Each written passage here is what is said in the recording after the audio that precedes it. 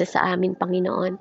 Pinasasalamat din namin, Ama, na Ikaw po ang kasama namin sa bawat gawain, Panginoon, na inilalaan mo sa oras, Panginoon, sa buhay namin na nailalaan namin para piliin ka. Salamat kami, Panginoon, na mga anak mo, O God, ay tinuturuan mo. At alam ko, Panginoon, na ang lahat ng bagay, Panginoon, ay susunod na pagpapala sa bawat isa sa amin. Na kami, O Diyos, ang pinili mo, Panginoon. Lord, yung gathering namin na to, Panginoon, is maging resulta po, Ama, ng pagmamahal namin, more on you. At pagkakilala namin, Panginoon, sa iyo ng higit pa. Kaya maraming salamat po, O Diyos. Pinupuri ka namin, pinasasalamatan at tinadakila sa oras na to. Maraming salamat po, O Diyos. At hayaan mo, Ama, na yung mga kasama namin, itouch mo, Panginoon, in the mighty name of Jesus. Salamat, O Diyos. Ikaw po ang makita. Panginoon, dalangin ko ang wisdom, knowledge, and understanding, Panginoon, na panaunawa mo ay siya pa rin mag-spread at mag-manifest sa gawaing ito. At ikaw, glory, hallelujah. Ang glory, Panginoon, ay lagi mong matanggap, King of glory. For you are our God, Panginoon. Hallelujah, na nagkakaloob sa bawat isa sa amin. Salamat po sa bawat pasasalamat na narinig ko.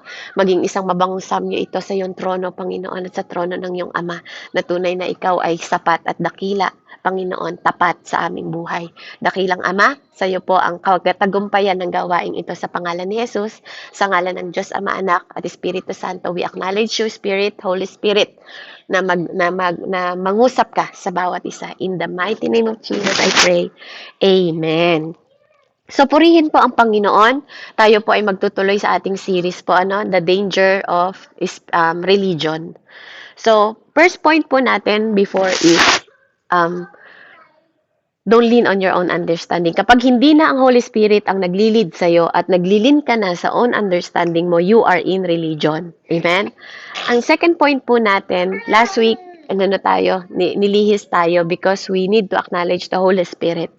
And right now po, ang ating next point doon po sa danger ng pagiging religious, ay ang second point natin is pride. Amen? So, napakahalaga po na makita po natin na ano ba yung napoproduce ng pride sa ibang tao, no? O sa ating sarili. Amen? Bakit mahalaga na makinita natin to o malaman natin na ang pride, nagpo-produce ito ng pagiging religion sa atin. Amen? So, bakit kaya? Kapag iniisip mo na pala na ikaw ay higit, better than others, you have pride. Namumutawi na yung pride sa buhay natin kapag po iniisip natin na mas higit na tayo sa iba. Tayo ay mas magaling sa iba, 'di ba? Sabi nga ni Paul, huwag mong isipin na ikaw ay higit sa iba. So, napakahalaga po nito. Kapag ito ay umiiral na sa ating sarili, tayo po ay meron ng religious spirit. Amen? So, dito makikita na natin po ang pagyayabang natin sa ibang tao. Na parang tayo na po ang gumagawa. So, bago yan, tayo po ay dumako sa ating pong verse sa Luke 18 para makita po natin yung example ng pagiging prideful. Amen? Bilang mananampalataya. Kasi itong pong pag-uusapan natin, hindi to ibang tao, mananampalataya katulad mo at katulad ko. Amen? So tayo po ay dumako sa Luke 18, Ate Billie Jean, pabasa po ng may katarungan at paggalang sa salita ng Panginoon. Luke 18 po, 9 hanggang 14.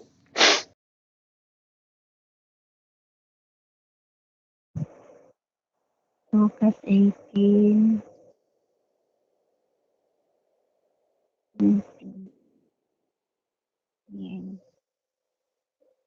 Yan, may ano pa, patalaskas pa kasi. Hallelujah, Lord. Luke 18, 9. 9 hanggang 14 po. Ayan. Luke 18 hanggang 9. 9 hanggang 14. Ayan. Ang sabi po dito, hallelujah. Ang talinghaga ng Pariseo at ng maniningil ng buwis. Sinabi rin niya ang talinghagang ito sa mga taong matuwid, ang tingin sa sarili at hinahamak naman ng iba. May dalawang lalaking pumasok sa templo upang manalangin. Ang isa ay Pariseo at ang isa ay maniningil ng buwis. Tumayo ang Pariseo at nananalangin ng ganito, O Diyos, nagpapasalamat ako sa iyo sapagkat hindi ako katulad ng iba, na mga magnanakaw, mandaraya, mangangalunya o kaya'y katulad ng maniningil ng buwis na ito. 2 beses akong nag-aayuno sa 1 linggo at nagbibigay rin ako ng 10 bahagi mula sa lahat ng aking kinikita. Samantala, ang maniningil ng buwis na may nakatayo sa malayo at di man lamang makatingin sa langit. Dinadagukan niya ang kanyang dibdib at sinasabi, "O Diyos, mahabag po kayo sa akin na isang makasalanan. Sinasabi ko sa inyo, ang lalaking ito ay umuuwing matuwid sa harapan ng Diyos at hindi ang Pariseyo, sapagkat ang sino mang magmamataas ay ibababa at ang nagpapakababa ay itataas." Amen po, purihin ang salita ng Diyos. Amen. Praise God. So, like I said, ang mga Pariseyo, hindi po sila unbelievers. Amen? They are believers. Katulad nyo po sila na tinatawag natin sa sarili natin that we are Christian. They are Christian, mga kapatid. Pero minsan, yun yung hindi natin napapansin sa sarili natin o hindi natin nakikita na nagiging mayabang tayo sa harap ng ibang tao kasi we're looking sa mga nagagawa natin. Tapos, ano po yung kakumpara niya doon? Isang makasalanan. Tinuturing na makasalanan ng mga tao noon kasi they are naniningil ng buwis. They are tax collector. Doon po siya hinahambing. Amen? Yung kwento po na to. Kaya, kung makikita nyo po, manonotice nyo po sa kwento, yung isang religious man, yun yung nagiging sanhi po ng pagiging mapagmataas. Nagiging religious ka na. Hindi ka na nagiging tunay, 'di ba, na believers o Kristiyano. Kahit pa sabihin na tayo po ay nananampalataya at sumasamba sa Panginoon, yun ang nagiging resulta pag di po natin nabantayan ang atin pong mga character at nature. Amen?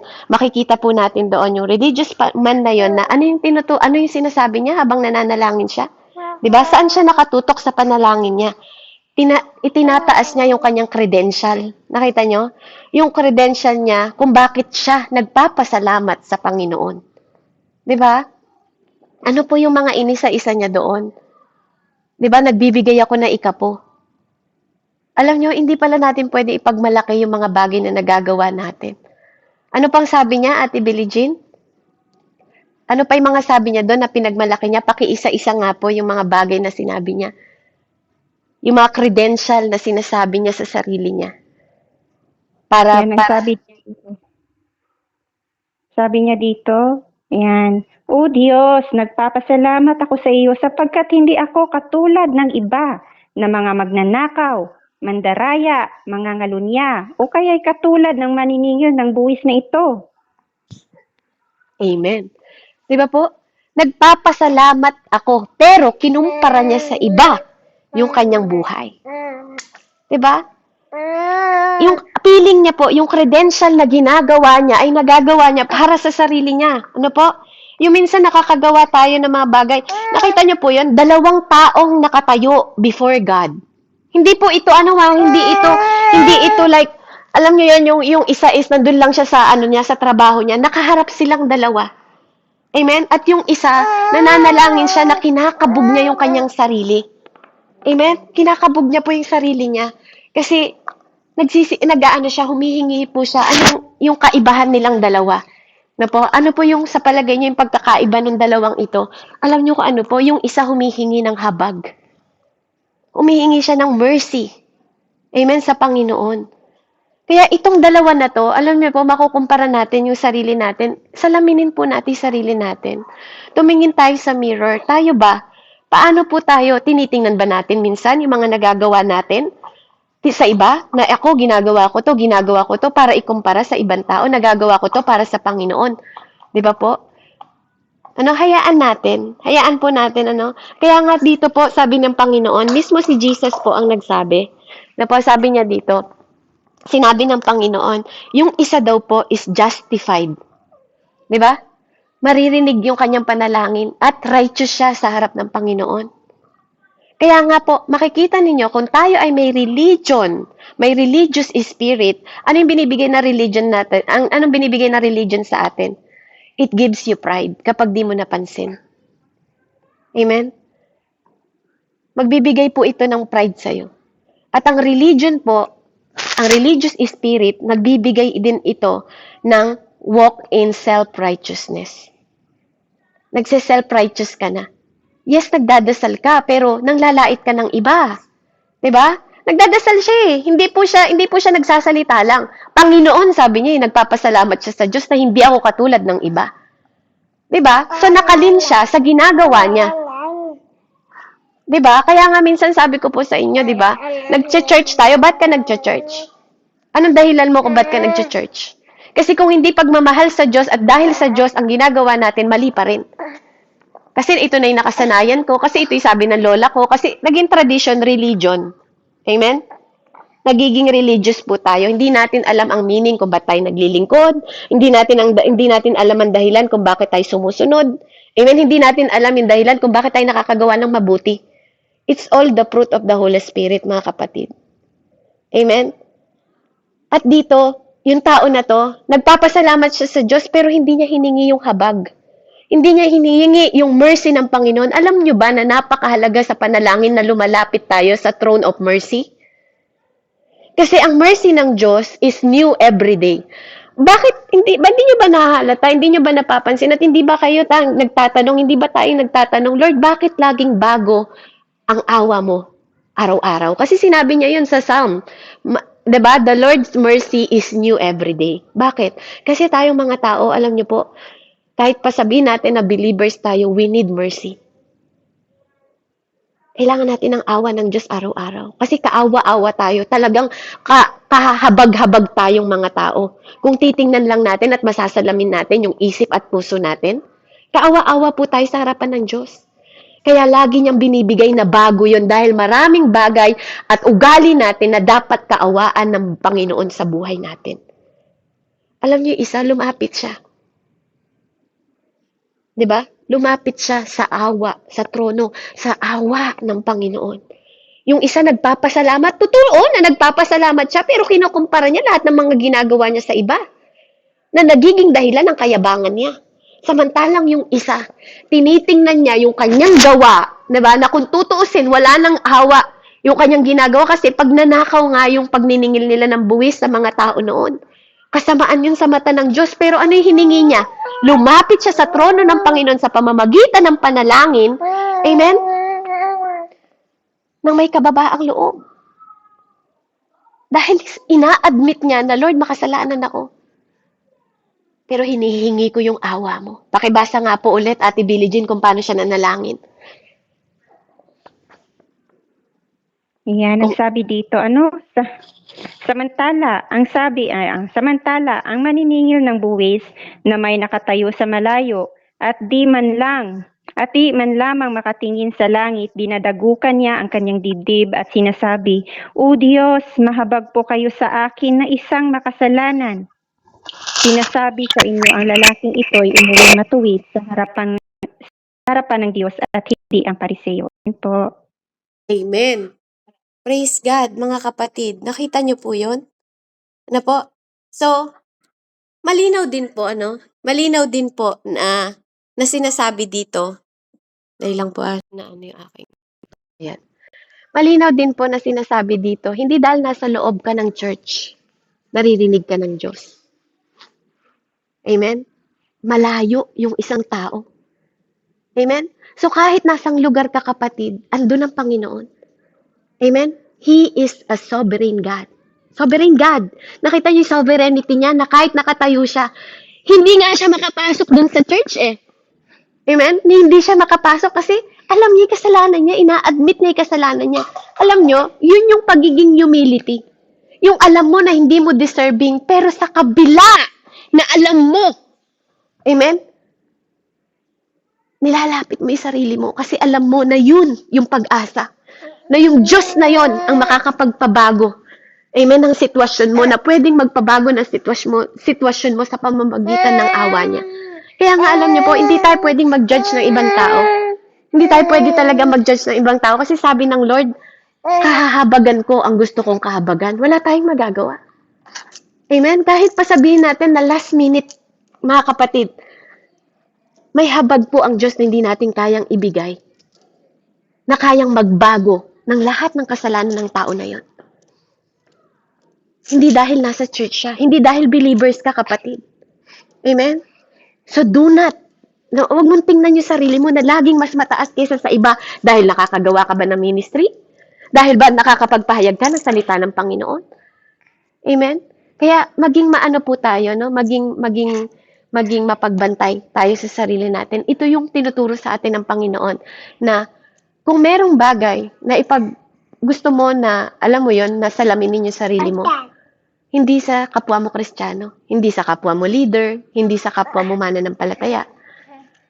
Para magkaroon tayo ng talagang humility at tunay na humility, sa Panginoon tayo. Diba? Salaminin mo yung sarili mo kay Jesus. Diba? Tingnan natin kung sino sa atin ang hindi titiklop. Diba? Kung sino sa atin ang hindi magkakaroon ng humility kapag si Jesus. Kasi yun ang goal natin, to be Christ-like. That is our goal. Hindi ang goal natin maging pasikat o maging angat sa iba. That's not the goal. Amen? Hindi po yun ang goal natin. Kaya nga, kung makikita po natin, dito makikita natin na siya lumapit, yung isa lumapit sa mercy po. Pero yung isa, iniisip niya yung mga gawa niya.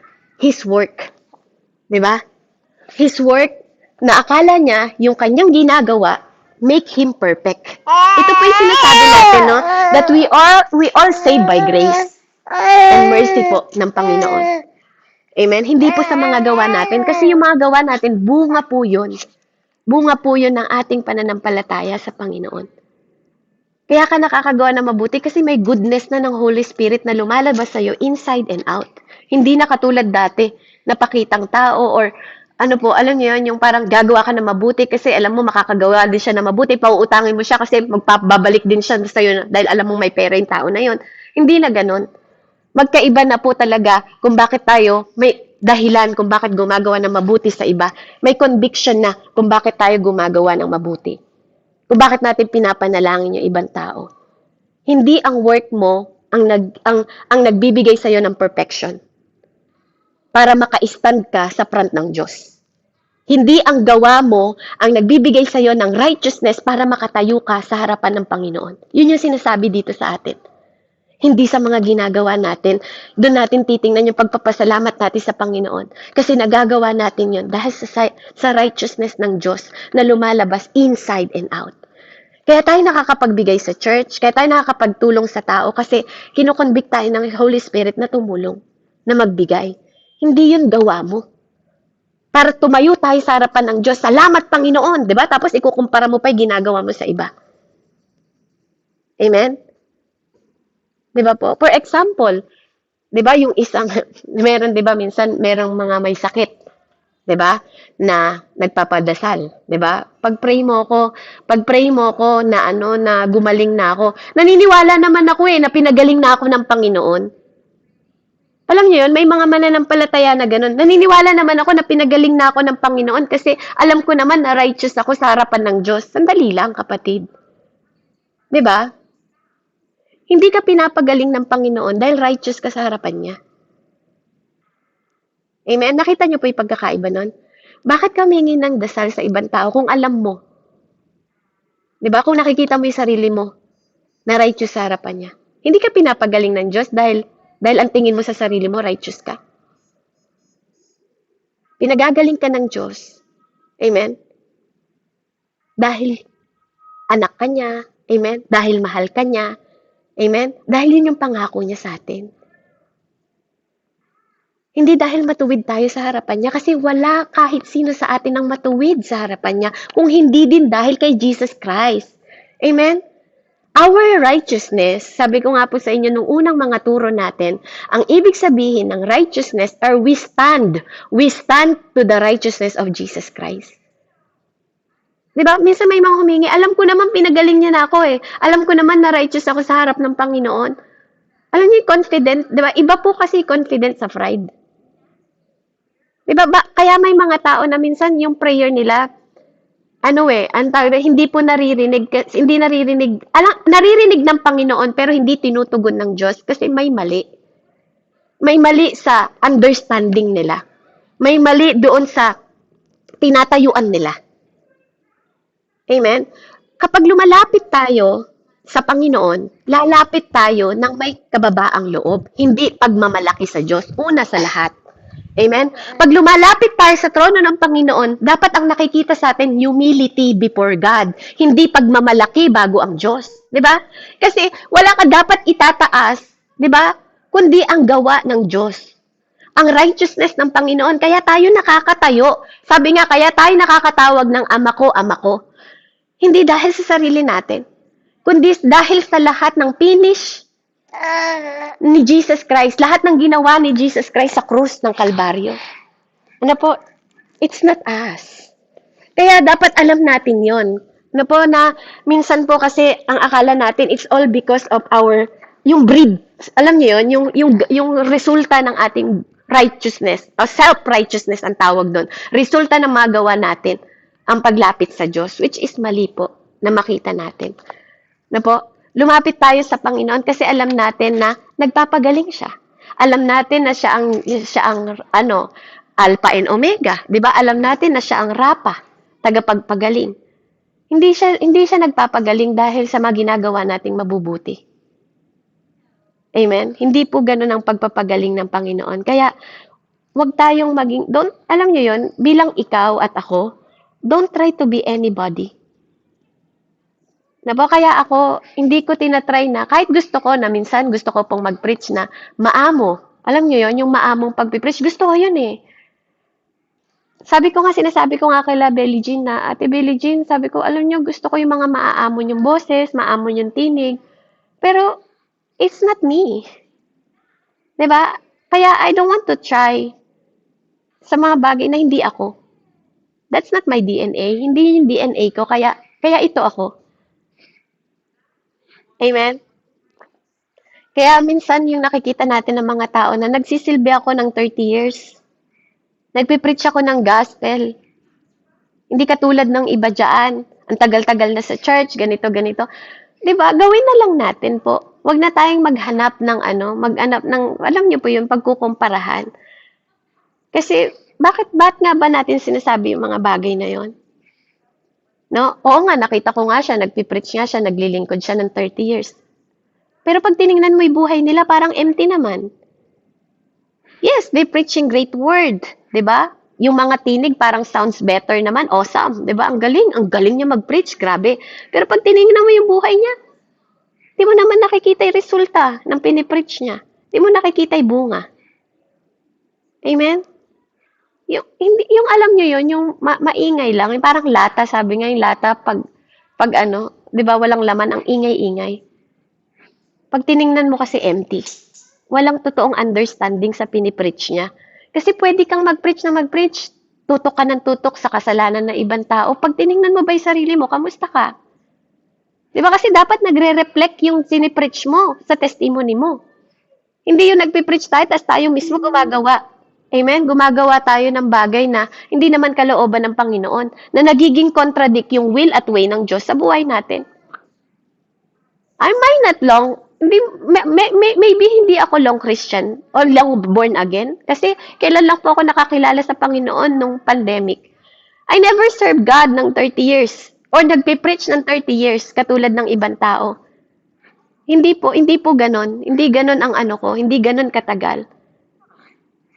But I'm looking always to Jesus Christ kung paano ko siya, 'di ba, mapaglilingkuran kahit sa ibang tao. Yun po ang tinitingnan ko na gusto kong makilala ang Panginoon sa pamamagitan ng kanyang mga salita na inaaral natin araw-araw, sama-sama. Sa inyo nahuhubog din po kahit ang ugali ko.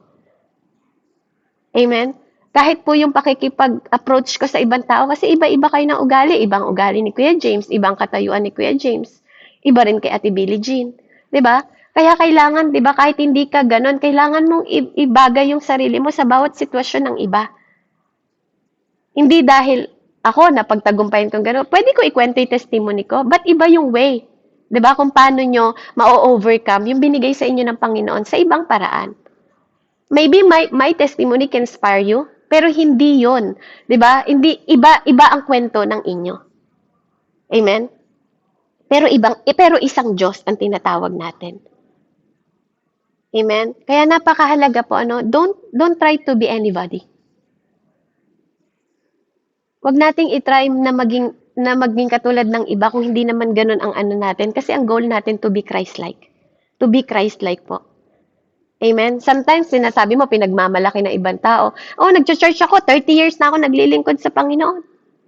Pero alam niyo ba na puwedeng daigin ng isang tao na lumalakad kahit isang araw lang, puwedeng maging better yung person na yon kahit isang araw lang kapag ang Panginoon ang kumilos sa buhay niya. 'Di ba? She can be better than other kapag ang Diyos po ang kumilos sa buhay niya. Kaya hindi natin pwedeng ipagmalaki kung gaano katagal ang paglilingkod natin kasi ang sinasabi ng Panginoon hanggang wakas.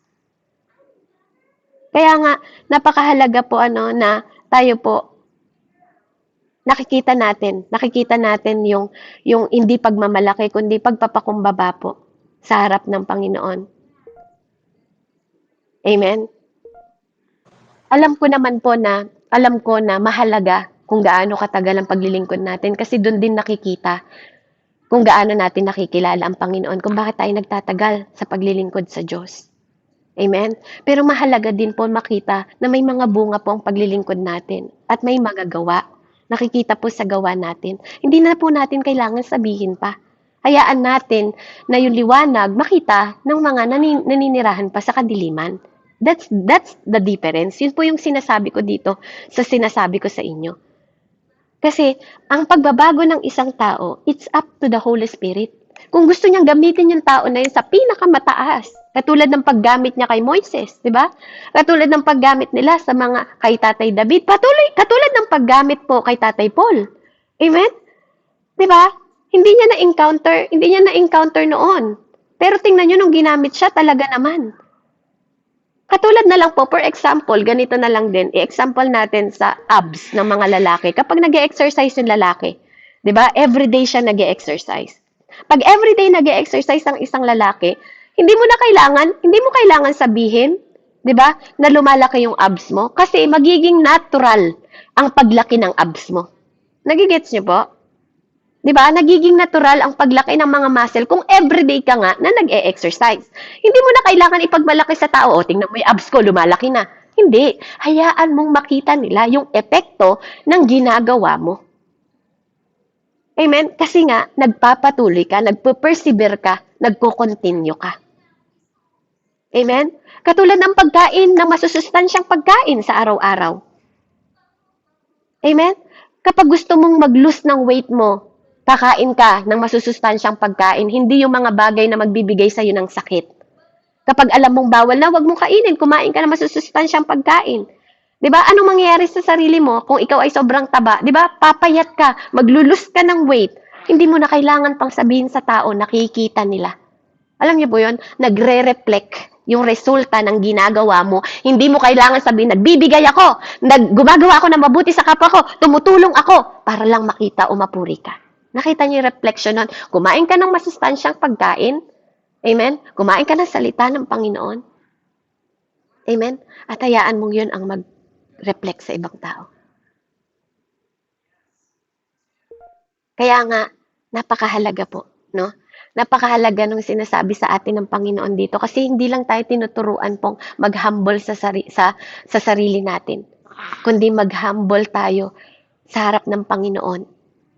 Amen? Makita una sa harap ng Diyos kung paano tayo lalapit ng may humility sa Kanya na hindi natin pinagmamalaki na gagawa natin dahil lahat ng ginagawa natin ay basahan sa harap ng Diyos. Amen? Kung hindi yung resulta ng Holy Spirit sa buhay natin, lahat po ay basahan. Amen? So kung meron pong nagpipid sa atin, 'di ba? At mas mahalaga yung feeding ng Holy Spirit sa atin. Amen? Kasi kapag binid tayo ng Holy Spirit at yung salita ng Diyos ninanamnam mo ngayon, kapatid, maintindihan mo yung sinasabi ko, it will comes out of you. Lalabas to sa'yo. Mauunawaan mo to, ipapasok sa mind mo, ipapasok sa puso mo na oo nga no. Gawin mo lang. Hindi mo na kailangan sabihin. Katulad ng praises natin, yun tinataas natin, hindi ko po sinasabing masama yun. Tinataas natin ang pangalan ng Diyos kasi nagagawa natin yan. Magkaiba yun. Nagbibigay tayo ng thanksgiving sa Diyos para maitaas at maparangalan ang Panginoong Diyos. Hindi katulad ng panalangin nitong tao na to na I thank God, tas kinumpara niya sa iba. yung kanyang sarili. Kaya nga ang pinag-aaralan natin dito, 'di ba? Huwag mong ikukumpara yung sarili mo kasi hangga't kinukumpara mo yung sarili mo sa ibang tao, lalabas doon mayabang ka. That's not humility. Amen? Kaya if you want to be humble, compare yourself to Jesus Christ kasi that is our goal, to be Christ-like para tumitiklop tayo lagi before God. Na po, hindi to patagalan ng paglilingkod. Amen? Hindi rin to sa mga bagay na ginagawa mo o nagagawa mo. Hindi po yun. Hindi po yun ang batayan ng Panginoon. Example na lang po nga si Tatay Paul. Super religious siya noon, alam niyo yan. Kung meron nga pong nag-aral ng mga theology, isa siya doon. Isa siya doon sa nagbabad, sa salita ng Panginoon. Pero anong sinabi niya? Ano pong sinabi niya sa lahat ng mga napag-aralan niya, sa lahat ng pagbababad niya, sa tagal ng panahon na kanyang nagbababad? Ate Billie Jean, pakihanap nga po yung 1 Corinthians 2:2. 1 Corinthians po 2:2. Amen? Anong naging resulta po? 'Di ba? Naging bulag siya. Nagkaroon siya ng pagiging self-righteous. Even si Jesus Christ, tinatakwil niya noon. Kung hindi niya nakatagpo si Jesus Christ, kung hindi niya na-met, isa po sa halimbawa ng religious man na may religious spirit, si Tatay Paul, sa kanyang tagal ng pag-aaral, tiningnan niya yung sarili niya ng self-righteous. Lahat, no? Anong sinabi niya? Siya mismo ang nagsabi sa sarili niya na lahat ng pinag-aralan ko na to, naging waste lang, nasayang. Amen? Hindi po ba yun ang sabi niya sa sarili niya? Ate Billie Jean, nakita mo po? 1 Corinthians 2, verse 2. Kung hindi sa krus, sabi niya, kung hindi si Jesus Christ na pinako sa krus, I know nothing. Yun ang sabi niya. Amen? Pakibasa nga po. Ayan, unang Korinto, chapter 2, verse 2. Sapagkat noong ako'y nariyan, ipinasya kong wala akong ibang ipapaalam sa inyo, maliban kay Hesus Kristo at ang kanyang kamatayan sa krus. Amen po. Yung number 1 po, ano sabi doon? Ayan, sabi dito, mga kapatid, nang ako'y pumunta riyan, ipinahayag ko sa inyo ang hiwaga ng Diyos, hindi sa pamagitan ng kahusayan ng pananalita o ng malawak na karunungan. Unang Korinto chapter 2 verse 2. Tama Amen. po ba? Opo, tama po. No? Nakita niyo po, hindi sa kanyang sarili. Mismo siya inaamin niya, hindi sa sarili ko. Kasi kung ako lang, sabi niya, wala. Kundi ito, lahat, ang dahilan lang, sabi niya, kung dahil lang kay Jesus Christ na pinako sa krus.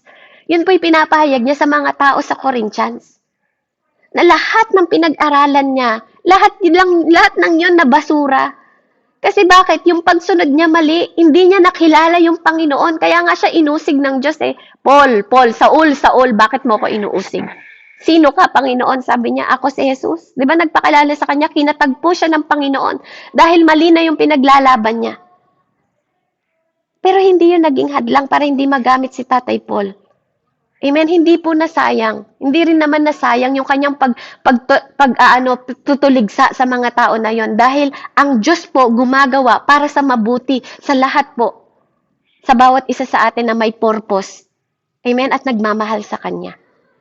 Alam ng Panginoon yung kanyang goal kung bakit niya inaano yung mga Kristiyano, kaya lang mali yung pangunawa na nailagay sa kanyang isip at puso. Kaya niya tinutulig sa mga Kristiyano. Kaya yun yung binaligtad at kinatagpo siya ng Panginoon. Sandali lang, Paul. 'Di ba? Alam kong nag-aral ka ng mga salita na yan. Pero mali. 'Di ba? Sinwit siya ng Panginoon. Mismong siya ginamit ng Diyos para maipanawa sa ibang tao. At sa maraming tao, at even tayo ngayon, pinag-uusapan natin ang buhay ni Tatay Paul. Na hindi dahil nagbabad tayo sa salita ng Diyos, na unawaan natin ang lahat. Kung mababasa niyo sa English po, itong 1 Corinthians, sinabi niya doon, hindi ko malalaman ang lahat ng to, except Christ crucified. Lahat po ito, tinatamasa natin dahil sa pagpapako ng ating Diyos na mahal dun sa krus ng Kalbaryo kung bakit tayo nakakatanggap ng grasya at awa ng Panginoon. Na lahat ng ito ay dahil sa finished work ni Jesus Christ, hindi sa atin. Kaya natin nagagawa yung lahat ng mabuti sa ibang tao. ang pagmamahal na nagiging resulta ng pagmamahal natin sa asawa natin, mga anak natin, mga tao sa paligid natin. Dahil una nating pinasiyasat yung puso natin sa Panginoon, dahil naunawaan natin yung sakripisyong ginawa ng Diyos na yun. Lahat yun ay dahil sa Kanya.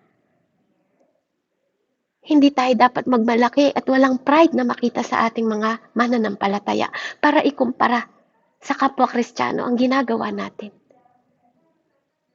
Iba ang confident at ang pride. Tama yon, Ate Billie Jean. Tama yung sinabi mo sa isang nag-question sa'yo kasi that is the lie of the enemy. Ikaw ba nakakalapit ka na sa Diyos? Di ba? Kailangan confident tayo. Kasi bakit? Because of the work of Jesus Christ, kaya tayo confident. Kaya tayo nagpapatotoo ng ginagawa ng Diyos sa atin dahil sa confident natin kay Jesus Christ, hindi sa pride natin.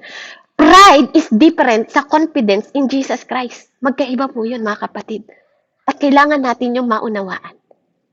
Kaya tayo nakakapag-testify ng buhay natin dahil alam natin from nothing, Jesus give us something. Amen? That is the result ng pagsamba natin.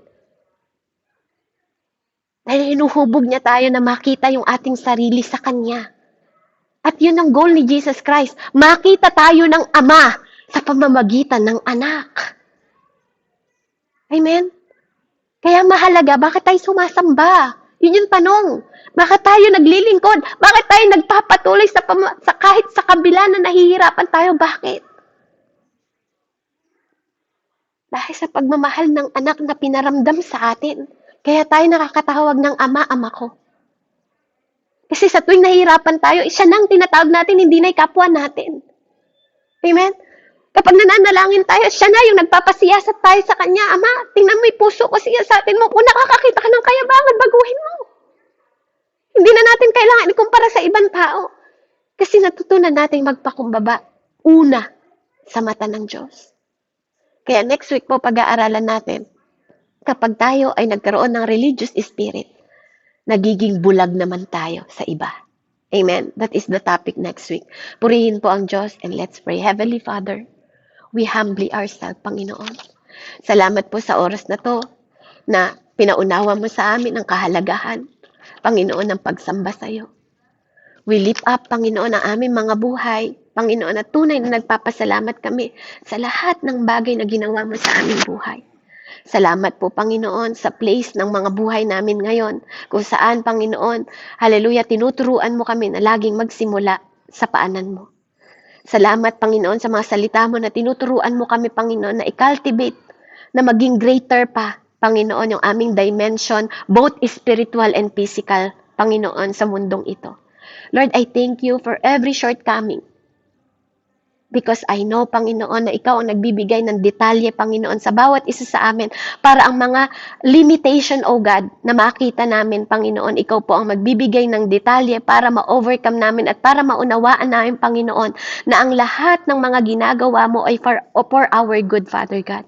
Na maintindihan namin, hindi sa aming sariling pangunawa, kundi maramdaman namin, Panginoon, Lord, yung frustration, Ama, na makilala ka at magkaroon pa kami ng apoy, Panginoon, na magliliyab, Panginoon ko, ng pag-ibig sa iyo, na maranasan namin, Ama, kung paano kaming kinulong ng kasalanan at napalaya, Panginoon, na mag-apoy kami, na magliwanag kami, Panginoon ko, sa pamamagitan ng liwanag at asin na binigay mo at pinagkatiwala sa aming buhay, Ama.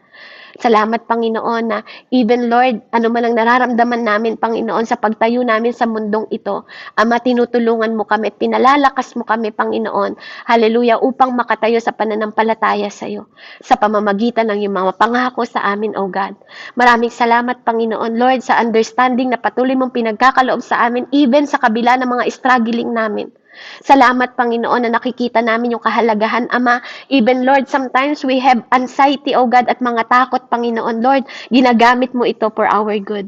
Para makita namin, Panginoon, na sa kabila ng aming kawalan, O God, nakikita namin na iset ang aming mga mata sa King of King and Lord of Lord na katulad mo. We thank you, Panginoon, na sa samula ng aming mga buhay, Panginoon, mula pa sa umaga hanggang ngayong gabi, O God, Lord, pinapakita mo sa amin na even sa storm ng buhay, Ama, meron kaming Diyos, Panginoon, na nilalapitan, na nag-purify sa amin, na nagdadarang sa amin, Panginoon, sa apoy upang ma-purify us, upang ma-mold kami, Panginoon, Panginoon, Lord, sa aming mga pag-uugali. Sa pamamagitan nun, Lord, mapapalakas kami, Panginoon, ng mga struggle na to at mauunawaan namin ang mga battle na to na ikaw ang nakikipaglaban para sa amin at hindi kami sa aming mga gawa, Ama. Kaya Lord, salamat na nakakalakad kami na ma-experience ang kabutihan mo, ang katapatan mo, ang kasapatan mo sa aming mga buhay at salamat na winawarningan mo kami sa lahat ng bagay, Panginoon, at nakikita namin ang sovereignty mo sa aming mga buhay, Panginoon, ang kabutihan mo sa aming mga buhay, Panginoon, sa every moment na aming buhay at confusion, Panginoon, na maaring nagtatanong kami kung nagiging mayabang na ba kami, nako-confuse kami. Lord, thank you for the confident, Panginoon, ng pananampalataya namin na alam namin that we stand in your righteousness and not our righteousness, Father God. And we thank you na naintindihan namin yon at hindi namin kinokondem ang aming sarili because naunawaan namin ang salita mo kung saan kami nakatayo. Hindi sa aming mga gawa, kundi sa finish na nagawa mo, Panginoon, sa krus ng Kalbaryo. Salamat, Panginoon. Hallelujah, in the mighty name of Jesus, Lord, sa mga limitation na binibigay mo dito sa aming buhay. Dahil sa tuwing lumalapit kami, Panginoon, ang lahat ng limitasyon na yun nagiging posible dahil sa tulong mo, Panginoon, in the mighty name of Jesus. Salamat, Panginoon, for everything, oh God, na pinapakita mo sa amin, Panginoon, ang sovereignty mo to show that you are great Father in heaven, oh God.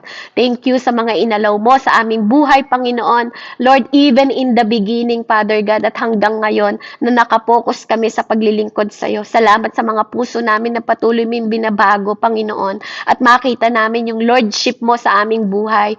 Na Lord, yung aming faithfulness, Panginoon, yung kindness, Panginoon, yung mercy, yung justice, Panginoon, yung pagmamahal, yung goodness toward you, O God, na ikaw, O Diyos, ang lahat ng ito. Salamat sa correction and conviction mo sa aming mga buhay. Salamat sa goodness mo. Salamat sa perfection mo, Father God. Salamat na yung mukha mo nagsha-shine upon us, Panginoon. Salamat na hindi mo kami iniiwan at hindi mo kami pinababayaan. Lord, ang lahat ng ito, Panginoon, ay amin po, Panginoon, Lord. Hallelujah, tinatanaw sa iyong lahat. Tinitingala ka namin sa iyong pagka-Diyos. Yung glory mo, Panginoon, Lord, na nagmamanifest sa amin yung goodness mo, lahat ng kabutihan mo. Salamat, O Diyos. Salamat sa humility na pinaparanas mo sa bawat isa sa amin na hindi kami maging mapagmataas at mayabang sa iba. Na kung meron kaming ipagmamalaki, lahat lang ng nagagawa mo sa buhay namin ang aming ipagmalaki at hindi ang aming nagagawa. Dakilang Diyos, salamat po sa mensaheng ito. Dakila ka at sapat ang grasya mo at awa sa bawat isa. Lord, pour more grace na maibigay pa namin sa iba. Pour more mercy na maibigay namin sa iba. Pour more love na maibigay namin sa iba. Salamat, dakilang Ama, sa pangalan ni Jesus, sa ngalan ng Diyos, Ama, Anak at Espiritu Santo. Amen and amen. Pinagpalang araw po sa bawat isa. Salamat sa Diyos.